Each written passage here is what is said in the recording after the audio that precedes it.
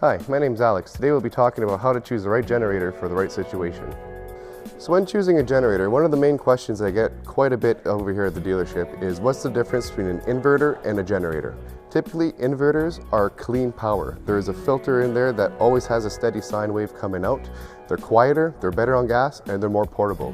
Generators are your first generations of power generating equipment. They are up and down when it comes to the power wave. They always run at the max RPMs. They're a little bit louder and a little bit heavier. Where you're going to save in a generator is at the price point. They're typically cheaper than inverters when it comes down to it. Here is an inverter. Here's a 2000 watt inverter. As you can see the physical size of it, it's almost like a lunch pail. Mobile power, you can pick it up very easily.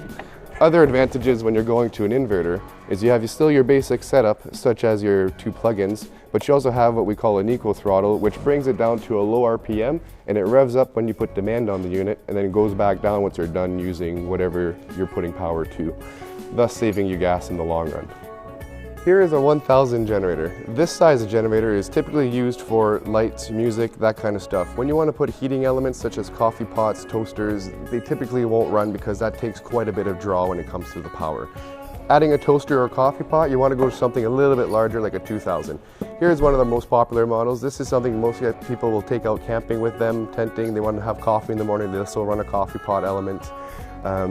Where you draw your limits at here, this one here is the air conditioner. So on RVs and trailers where you want to run an air conditioner, typically that's when you're going to jump down to your 3000 watt inverters or generators. All right, when you go to backing up your entire house off the grid, or if you just want to, if you have a power outage and still utilize everything in your household as if there was no power outage, that's when you're looking at your 65 and your 7000 watt inverters.